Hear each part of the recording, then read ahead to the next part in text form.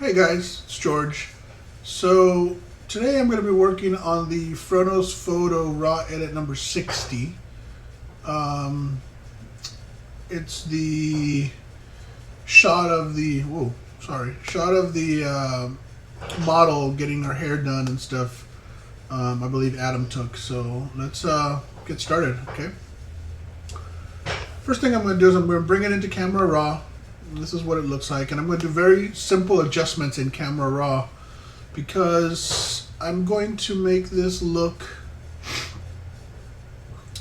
a little old, but not just old. I mean, I'm going to definitely go black and white, and I'm going to try to make it so that the blacks aren't completely black. I want them to look like they were almost like printed on a matte paper that didn't really show blacks, that they were little grayish blacks. You know, it's kind of that old school printing, like if you look at some of those old books, is what I'm going to try to accomplish. And it's very subtle, and I'm going to go very simple on the edit this week, so I hope you enjoy it.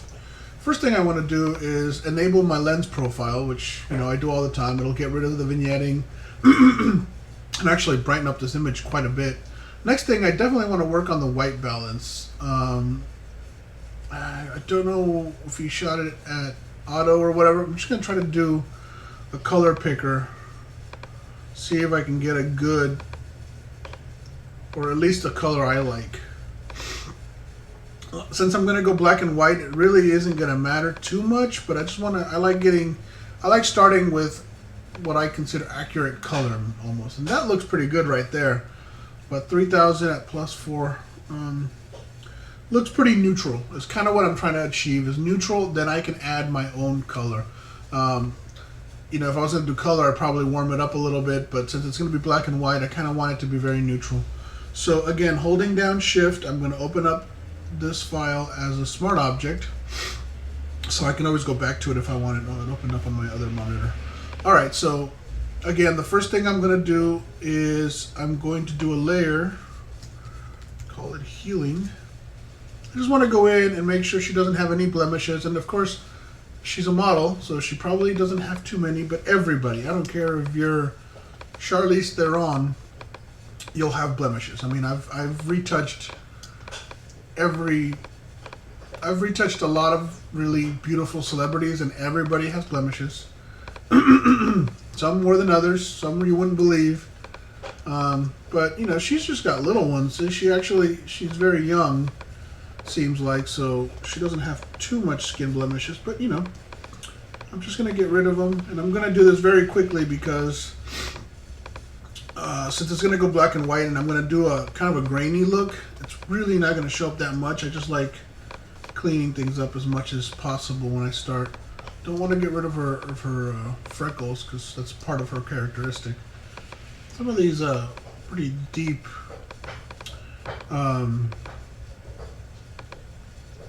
bags. She must be really tired, I guess. Again, I'm going to go black and white, so that's not going to matter as much, but you know, just cleaning up. There's a weird shine right here. I'm just going to get rid of that. Let's see. I think that's, I mean, holy cow, that's pretty amazing skin. Now let's look at him real quick. And get rid of that shine. He's got some kind of cut right there. I'm just going to get rid of because it's going to be distracting. A couple of pimples. And he's out of focus, so we don't have to worry as much about him, but you know, just spots that you feel are going to really kind of distract you, especially when you go black and white, because a lot of these spots will go dark, and all of a sudden you'll have these dark spots, and they can get distracting. So it's just a matter of just cleaning them up. Alright, so I think that's good. Okay, so the next thing I'm going to do excuse me, is, and I would usually come back to this later on, but right now I'm just going to do her lips.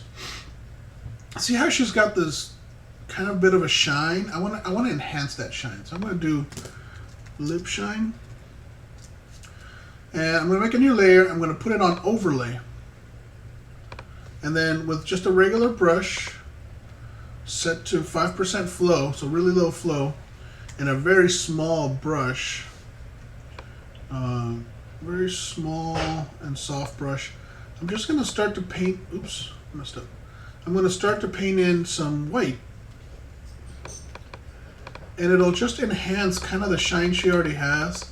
It'll just give her a little bit more shine. So, you know, and I'm just like creatively putting it in wherever I feel like it could need it. I'm going to add a little bit to the top just to give her a little bit of shine.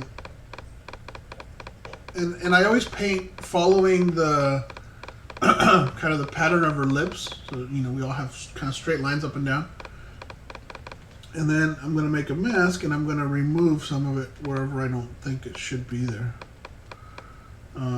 But that's, I mean, that's all I was going to do. If you look at before and after, it just adds a little bit of a shine to her lips. You go back, and once that goes black and white, it'll reveal a little bit more of why I did it.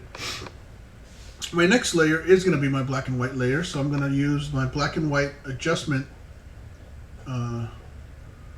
Where is it? No, my black and white adjustment layer, right here. Whoa, here. Black and white, black and white, black and white, black and white. Now, I use this button right here to find my adjustments, but there is also an adjustments up here, and one of these is black and white. The only reason I don't use them is because I can never remember what the icon is. I guess that's the black and white. I can never remember what that icon is, so I always have to look around and I'm like, oh, that's black and white. That's why I never use this. I always go down here and just go black and white, but it's the same thing. All right, so that's the black and white. Well, I'm not sure I'm going to need to be moving too much of these sliders because it came out pretty clean. I get a little bit of that, a little bit of the blue. Yeah, see, that's opening up a little bit of the bottom. We'll leave it there for now. Next thing I'm going to do is I'm going to use a gradient map. And you'll see, I use gradient maps a lot, and I'm going to use it black to white. And I'm going to put this layer on luminosity in my blending modes. Lower my opacity to about 80. And all that does is it just gives it a little bit of contrast. I just like the way, gradient maps on luminosity contrast things instead of using actual contrast or a curve. Actually, I'm a little worried I'm losing some stuff, but I'm going to bring it back. So, one thing I do want to do is I'd like to pop her eyes. So I'm going to do a curve, and I'm going to brighten up my curve like that, and then I'm going to fill my curve with black using Option Delete. So Option Delete fills to foreground, and it filled it all to black. So then I'm going to select my brush with the B key, B as in boy. And I'm going to change my colors with the X key. X key changes foreground to background, so it just changes those back and forth. So I'm going to make it white, and then I'm going to fill in her eye just a little bit. And I'm just shining up her eye just a little bit. And it's going to be hard to see until I do it before and after, but it will make quite a big difference. See, you can kind of tell. It just brings a little bit of life back in them, a little bit of light. Next thing I'm gonna do is, okay, so this is where I was talking about, I want to do where the blacks aren't so black. So basically, if you can see, this black is basically just absolute black, right? So I'm kind of trying to do something different. I want to do a gradient map, and I've kind of designed this gradient map where it makes the blacks this brownish color and it makes the whites this. And I'm gonna apply that with an opacity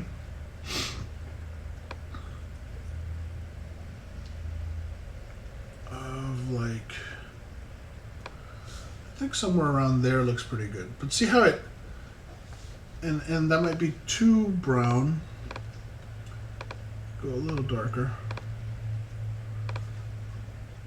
So see how it brought back, so it's no longer black. It looks like it's printed on a matte paper, or it's a little older and it's starting to fade, and it's just not as crisp. Well, that's kind of what I was going for. Now let's look back at that gradient curve that I used to to contrast things in.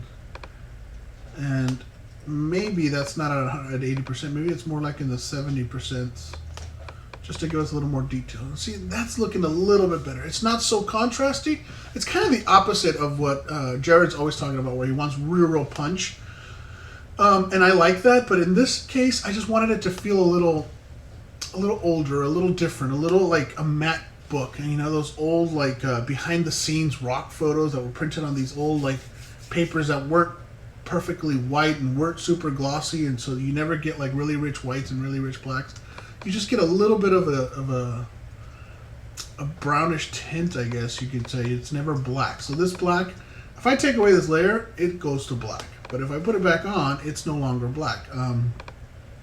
So I'm going to do about 10%. And it's looking pretty good. I'm kind of liking what I'm looking.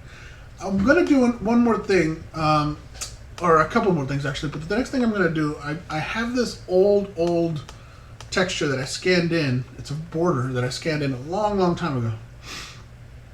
And, you know, it's like a photo frame or whatever, or painting. You know, what we ended up doing is we had a piece of tape in the middle and we painted with a brush kind of around it. And then we took the piece of tape off and it just gave us this kind of frame. But I'm going to bring that in and, yes, okay. And it's going to come in like that. And what I want to do is, oops, just have my brightness on the monitor. I want to center it. And actually, I kind of like the way that fell in. It was a happy accident that it fell in perfectly the size I wanted, except I want it inverted. So I want my edges to go to white instead of to go to black. Now, what I did is I basically hit Command-I to invert the colors. So it made my blacks white, and then the black in there.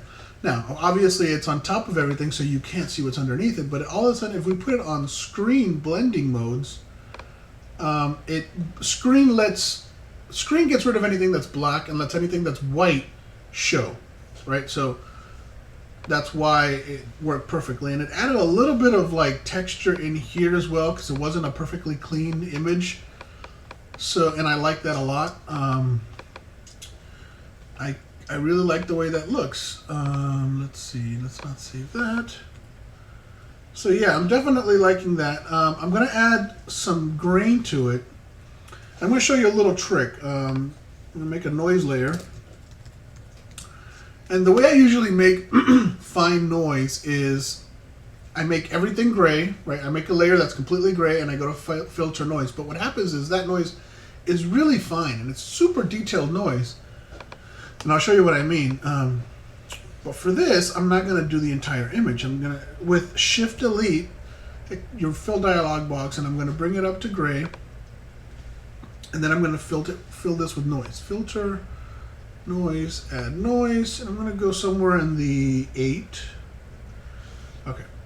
Now, I'm going to put this on overlay as a blending mode. So it'll shine through, but it'll still show the noise. So see how you can see the noise? Okay, so that's off, that's on, that's off, that's on. Well, this noise is really fine and really small. So the reason I didn't fill the entire image is because I want to take this noise layer and hit Command-T to transform it, and I want to enlarge it. Okay, so now when you enlarge a pixel-based image, it actually degrades the pixels, right? If you have like a straight image, you'll start to see jagged edges. Sometimes when you have photographs, you'll start to see that it loses sharpness, it loses quality. Well, that's exactly what I want, right? I want this noise layer to lose some of that quality. So it blurred it a little bit, it made it bigger, it made it rougher. It's not as detailed as it once was. And that's what I want, because I want it to feel like older film grain. You can even blur it just a little bit with a Gaussian blur. Oh, but not that much. You want it like just a teeny little bit,